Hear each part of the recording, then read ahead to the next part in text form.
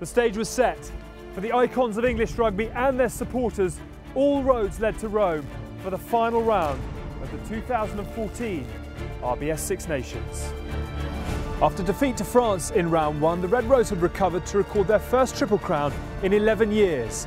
But hopes of the championship rested on a win here in Italy and then a wait for events in Paris to unfold. It was to prove a day of high drama. Welcome to O2 Inside Line.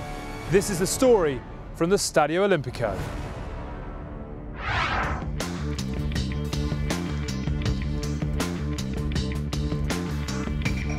You've just got to believe in them, haven't you? You know, they've got that edge. We are going to win. We're going to win comfortably today.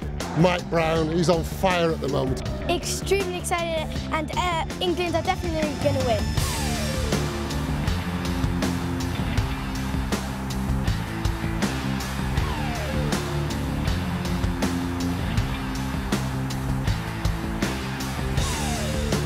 No one's come here over the last couple of years and put 50 on like that, and I thought our intent from minute 1 to minute 80 was outstanding. To have a go at them, to try and run them off the feet, to try and create opportunities by moving the ball around, and I think that's what we did all day, and that was an enjoyable game to play in because of that.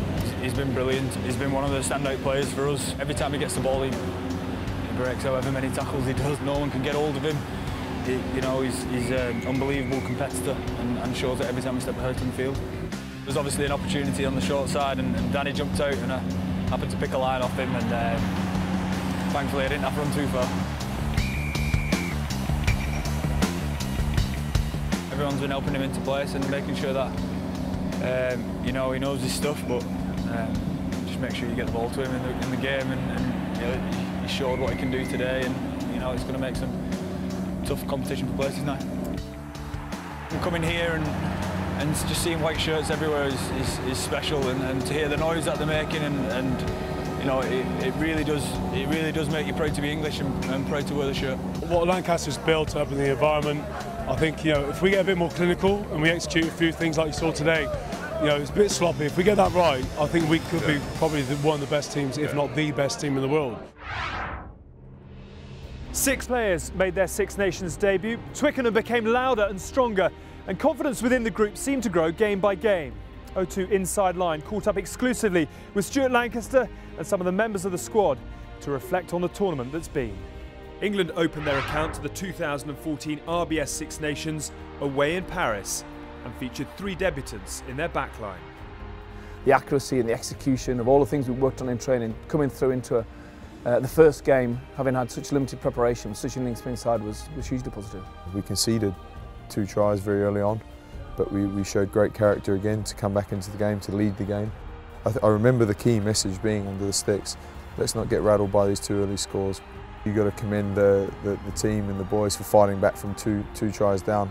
It's a hell of a deficit to make up. The best kind of lessons come from losses and hard ones like that, the last 3 minutes of the game.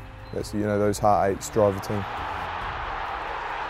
It was a big mountain for us to climb, but there was frustration, but there was a lot of positives as well. For round 2, England headed to Murrayfield for the Calcutta Cup showdown with the Scots.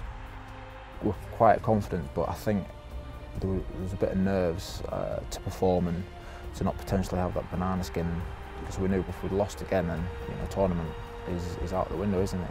As the game went on, I thought, I grew in confidence. I could see that our defensive system and structure were always going to be positives for us. I didn't think they were going to be able to break us down, and ultimately I was just a little bit frustrated at the end we didn't convert more opportunities. We just gradually got on top of them, which was fantastic, and I think we flipped that around defensively. We were putting the shots in, we were bringing the line speed, and to nil a team in an international game is fantastic. You're up there on a difficult pitch against difficult opponents, who are trying to stop you playing. It was great to get that win. Unbeaten Ireland arrived at Twickenham with talk growing of a possible Grand Slam ahead of round 3, while England knew defeat would end their title hopes. First and foremost, the atmosphere was incredible. I just remember the crowd roaring with all the white flags. It's probably the best atmosphere that I've experienced at Twickenham. Jack Noel picked up a loose ball and got us in a good position. We called a phase play move, and I was just tucked in behind Robbo, ready for the pass, and just saw that he had a one-on-one, so I told him to carry and just anticipate that he could get the offload. Yeah, just managed to break free and put Danny in.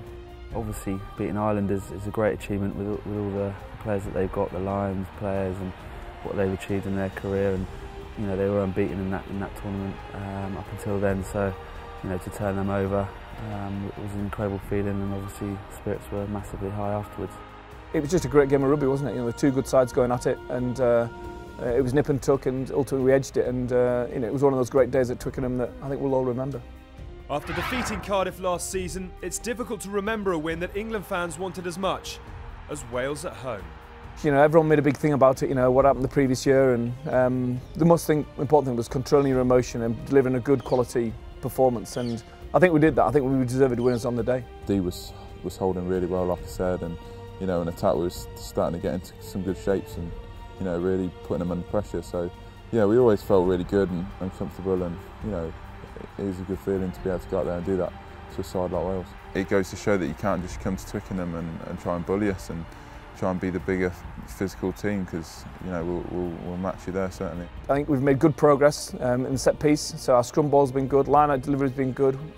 Overall, I think it's a 10% improvement in all areas, you know what I mean? I don't think there's one area that's behind the others. Attack's good, going well. You know, we need to make sure we're ready for that tour. So England finish as runners-up in the 2014 RBS Six Nations. But with the Triple Crown now back in the trophy cabinet, it's been a campaign to remember. A tournament in which these young England stars have taken big steps forward. The team have won 13 of their last 16 internationals, 8 of their last 9 at home. And of course, with the Home World Cup just around the corner, fans of the Red Rose will hope that those steps are just the start of the journey.